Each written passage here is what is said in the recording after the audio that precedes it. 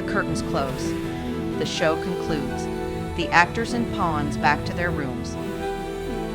The curtain opens. Light fills the stage. The actors and pawns set for a new age. Wow, that's fascinating. What inspired that? The universe is a strange place. Its mystery feels poetic to me. I don't think it's that deep. We just exist, and then we die. Sure, but there's something that drives all of us, isn't there? Not for me. Except maybe the car that brought me to this bar.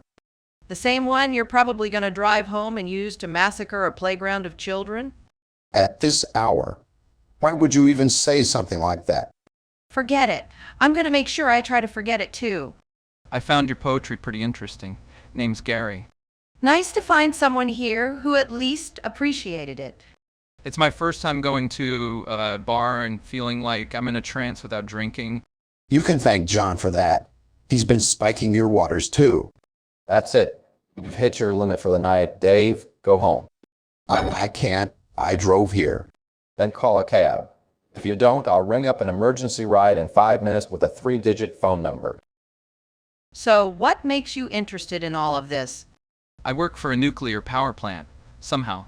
I don't understand much of why I work there or much beyond yesterday, but I find the math behind all of it interesting. And it seems inherently tied to our universe. You sound like the first one to actually hear me out on it. I was here last week as well for your interpretation of black holes. What was it again? Oh, that.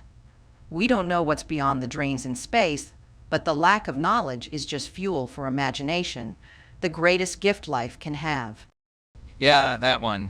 It feels so relatable as I've gotten bored of being stuck in a cycle myself. One of these days, I feel like I'm just going to use my mathematical skills to do something destructive because this world doesn't feel like it has much meaning in it. Could you at least hold off on that? Maybe us searching for meaning is the meaning of life, and we could try cracking some mysteries. Like what? Come with me. There's something unusual about this particular place that I've not seen anyone else notice. Look at who's staring back at us. You don't think they're a threat? I don't think they know we can see them. Anyone else I've tried pointing them out to doesn't seem to notice. So, there are aliens among our civilization? Apparently, I feel like we're staring science fiction straight into its eyes. Fascinating stuff. Guess we discovered another species that hides in plain sight. Not just that. They do fly around in giant circular spaceships and appear to have some obsession with the nearby hospital. You'd think they'd be more interested in the nuclear power plant I'm apparently supposed to watch over. They probably already know everything in your field, as if they're on an advanced level of knowledge we cannot perceive. Maybe they're stupid and don't realize it. For one, you and I seem to notice them just fine, but they don't see us as a threat when we're not around a crowd of, I guess, normal people. You're probably right. Oh, there's a ship leaving now. Watch where it goes. So, I want to find out what is up with them in that hospital. That seems like a good starting point. I did see they were hiring doctors recently. I think I'll join you there. I know next to nothing about medicine. Good, because it seems they know about as much as you do as well, just from looking at their poorly written job listing. In case there are aliens over there, we should probably come up with a good background story regardless, because either of us getting fired may compromise your plan. I've got a good one. Follow my lead. Dr. Gary, welcome to my team. Please don't fuck anything up.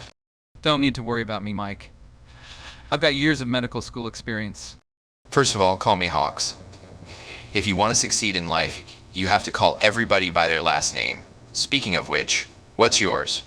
Well, I grew up in a civilization where we were given mononyms, so technically both my first and last name are the same. I'm Gary. There's no way the government signed off on that. When I was born, they were looking for new ways to be efficient, and I guess I slipped through the cracks. You definitely slipped through someone's cracks on the way into this hospital. That sounds like something my mom, Mrs. Gary, used to say. You and I get along great, boss. I'm sorry, Dr. Kelly, but Dr. Hawks insisted on having only 2 people on his diagnostics team. I understand, but I am here on secret government business. He hired a man who barely passed medical school, yet flew under the radar as a nuclear prodigy, becoming an architect at the Duke County power plant.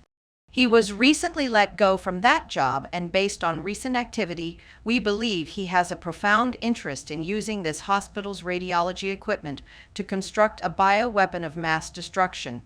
Rather than arrest him with only circumstantial evidence now, I'd like to work here undercover in tracking him. Not to mention, I've been trained in numerous covert operations and can act like a doctor competently here. That's admittedly a low bar to pass, as Dr. Hawks and his assistant Dr. Frank definitely don't know what they're doing half the time. Okay, I'll sign off on it and keep your double profession confidential.